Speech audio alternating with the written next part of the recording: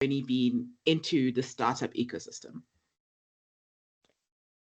Yeah, thank you very much. So that was Cuminex was not the aim by itself, to be honest. So the main motivation was always to apply science and knowledge to resolve problems. So I've been scientifically raised within mathematical physics laboratory where people were doing a lot of math to understand physics, but also to do research around physics. But I was never, it was never my cup of tea, let's say. I wanted always to have something or to see the research that I'm doing applied to something concrete, to something visible, to something tangible.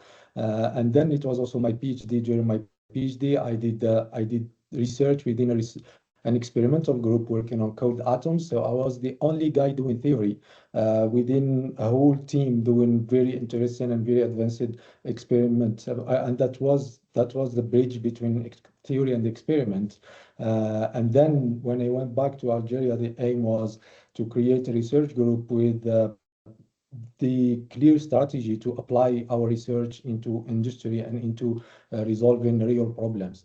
And then Cuminex was not, as I said, a goal by itself, but it was rather the result or the consequence of this research strategy. Because before Cuminex, the strategy was to try to build the team to develop quantum tools to be applied to real problems and to industry problems. It also has to be with the or has something to have with the nature of the research that we are doing. We are starting a new era. We are at the beginning of a new technology, and this gives us the opportunity to, let's say, participate in the development of this technology and development of this ecosystem around. So within our own group, Constantly Quantum Technologies, the aim was always to build a team which will be able to apply our knowledge and the technology that we are developing to some industry. And then the opportunity for Cuminex came, and we were able and we were ready to take that opportunity.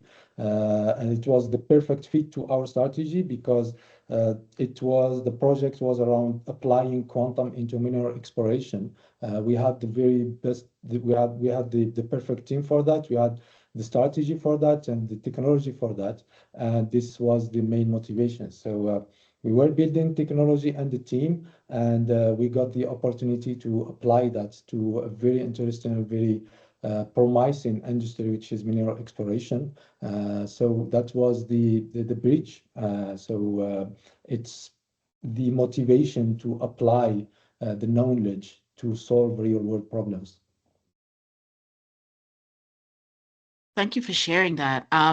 Very quickly, I think to tap into something you said a little bit earlier in your answer was you studied outside and then you came back to Algeria, you came back onto the continent. So what strength do you think Africa has that outsiders often overlook? And I would say maybe basing this question on your experience in building Cuminex to where it is today, what has been the biggest difference in trying to actually start something up on the continent? And what don't we realize we have? I've been arguing this since very long time now. I think the biggest and the most valuable assets of Africa is young talent, and this was the main motivation for me to get back from abroad. I've done my bachelor and my master, and even started doing some research in Algeria, and I've seen around me a lot of talented students, very smart, very motivated, very engaged, and very capable students, but who were they were not able to shine just because of the environment around them, because of the context.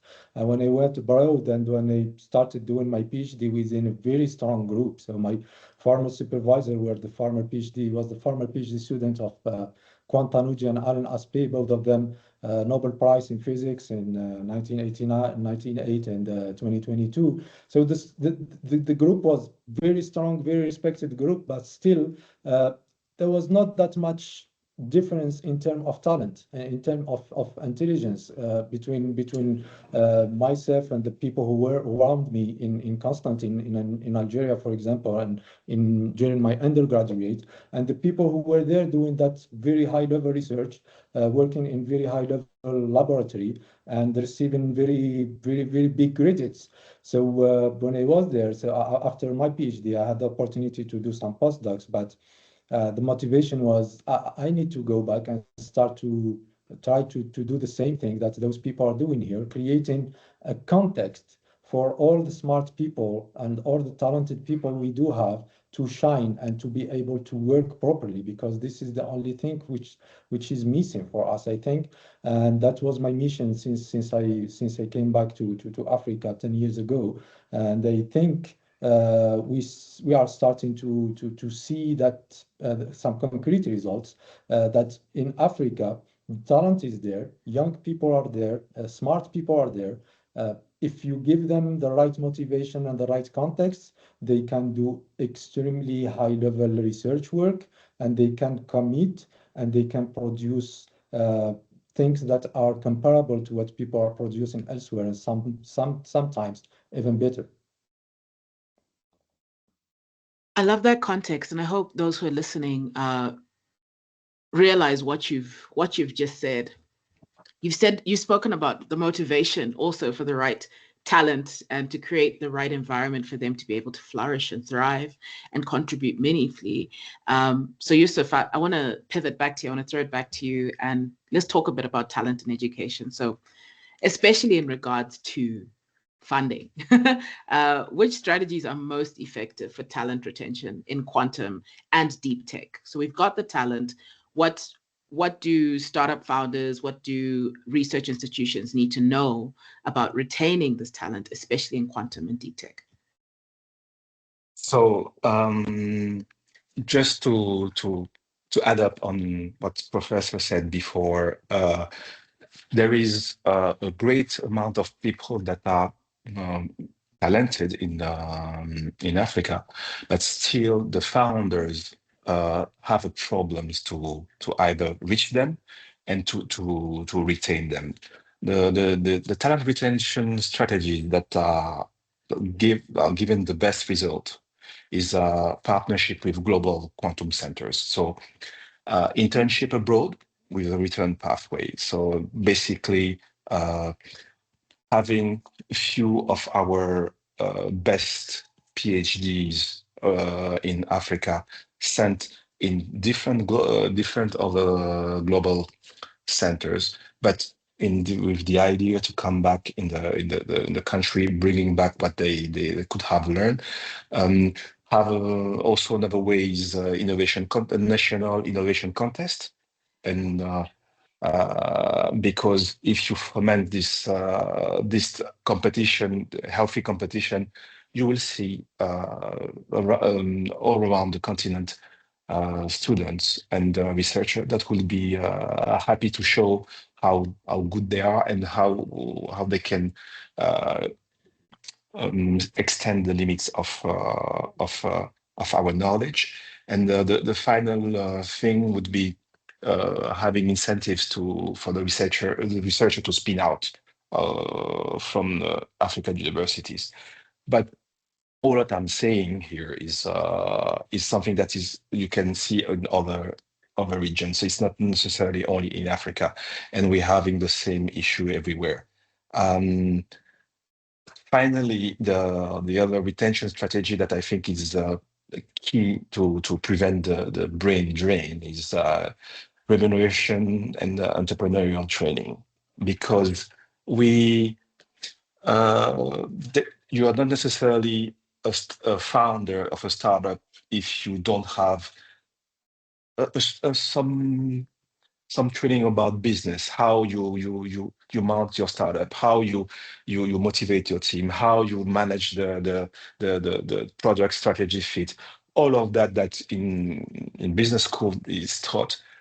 That is missing for some people. So they have great idea. They are great scientists, but they don't necessarily know how to put that into place. And there are lots of people in this continent that have great ideas, but just because they didn't jump and promote it outside either the university or being able to develop that idea outside, that is a problem. So our job here is as an investor is to identify those persons, to identify where are the sources of this talent and promote them.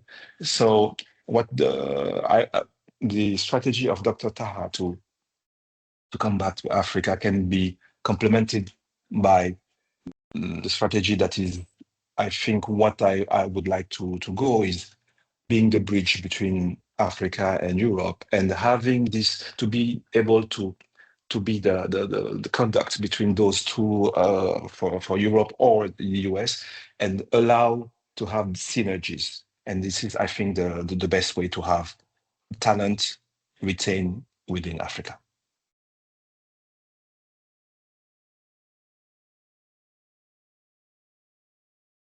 Thank you.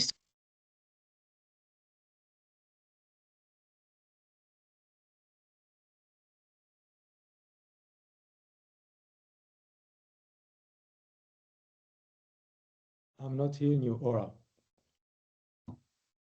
I'm sorry, my mic was acting a little strange. Wow, I had a whole conversation by myself. Anyway, I was saying, I wanna quickly jump into the chat because there's a lot of chatter happening during, and I want this to be an organic kind of conversation. And I want to read some of the responses so far from the chat, and we have. Okay, I don't have a name, I'm sorry, but one says, first, we must invest in young researchers and develop our technologies in the field of research. Another, Pumzile says, in my opinion, what separates us from the rest of the world is financial resources and risk capital to fund startup ideas. Can I answer that? Can I answer that? Because sure. it's the resources, the money, we have it in Africa. It's just that we don't have the education to the founders. Deep tech is something that is totally different from investing in a house, real estate. We have that problem, but it's not only in Africa, in everywhere. When you are a deep tech startup, a deep tech company, you are at the bleeding edge of the technology. You need to convince investors. They want first, they are not educated, and they don't want to go in something that will give return in 10, 15 years. So it's where governments are intervening to help to pass that first path of the Death Valley. So it's a solution that have to be addressed, but it's a hybrid solution. The government and the private sector, both together, will be able to address that. But don't be mistaken. There is a lot of money in Africa. It's just we just need to have more people that know about deep tech, that are less scared about investing in deep tech. And but this is the same conversation that I have here in Europe, in the US. We need to educate founders. We need to educate investors. The money, there is money in Africa. Don't be mistaken. Dr. Taha, I would love for you to jump in now, and I'd like to rope you into this conversation because you are the founders we're speaking of, right? You're the founders we're speaking of. I have so many questions for you, but what I'll stick to for now is what signals then, do you think convince investors, these large, deep pockets of money that we're struggling to tap into? What signals do you think would convince them that Africa's deep tech frontier is deep tech is frontier opportunity and not charity? I would really like to know more from your experience, even in raising your own funding, or what you have seen within your ecosystem, even in Algeria. Perfect. So my answer is gonna be like very clear. It's only your references. So it's your work that will talk for you and your references that will convince for you. If you come and you say that I have an idea and it's a brilliant idea, but people can't see what you have done before and where this idea is coming from and what are the capabilities and the capacities and the talent and the team that you have for you to make this idea on the ground and to make it a reality, no one will believe in your project and no one will want to take risk for you. So the first thing to do is to work extremely hard, to work harder than the others, to work up to the point where no one can doubt into your capabilities and into your skills, for you to build references, for you to build track record, and for you to build credibility and visibility. Because there is some graduate schools and some college and some universities which are fewer and fewer, which can talk for you and which can be your reference if you graduate from them, okay? But they are like 5 or let's say, okay, 10 maybe, and they are being less and less because the credibility of some of them is being discussed. But beyond those or beside those very big, very well-known institutions, you need to build your own credibility, and you need to build your own references. You need to build your own track record. Now, the Cuminex, for example, is a company that we are co-founding. I'm co-founding with people from Europe and from Canada, and those people were convinced that we are the good people to work with and to collaborate with because and thanks to our track record, because we have been working since years, we have been publishing papers, we have been winning hackathons, we have been participating to conferences, to networking events, we have been working a lot on our visibility, on our communication, and all this need to be done for you to build your own reference and your own track record, your own credibility, because no one will just believe your words. People believe your work. People believe your references. People believe your research work. People believe the student that you are training. We have been sending people or students for internships, like said by Youssouf in Europe and US, and they always have been better than the people coming from around the world, even people coming from Asia and from US. And this is because we put a lot of work, a lot of time, a lot of effort on training them, a lot of effort also on building a credibility. So it's not only about the idea.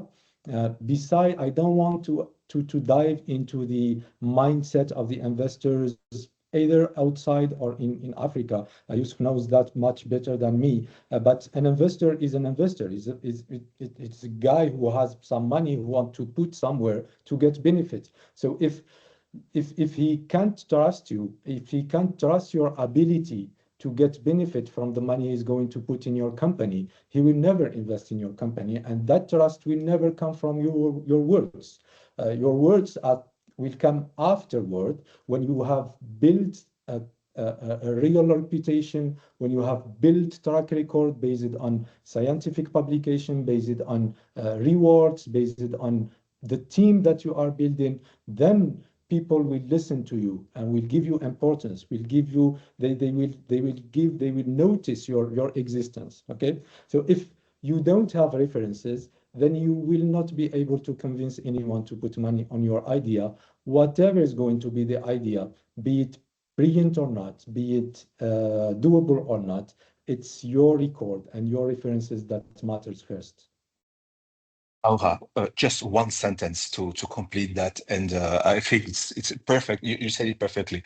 As an investor, I invest in a person. I don't invest in a product. I don't care because if the team is good and the product is bad, the team will realize that the product is bad and they will be able to pivot. But if the team is bad, and even if they have a great product, it will go south. So the team is the first thing I'm looking for when I invest. I don't necessarily care about the product because at the beginning we have wishful thinking. We think, yeah, we are the best in the world. Nobody will be able to do what we do. That is, you have no idea. So the team and to be able to identify, to listen to me. That is what I do. And also the big institution in Europe that I advise in, when they ask me which companies they should invest in, I first start by looking at the team. The team is essential. Their background, what they did, like exactly what said the Dr. Taha said, who they are. This is the most single important thing, the team. And then we talk about the product. Powerful. There's a question in the chat.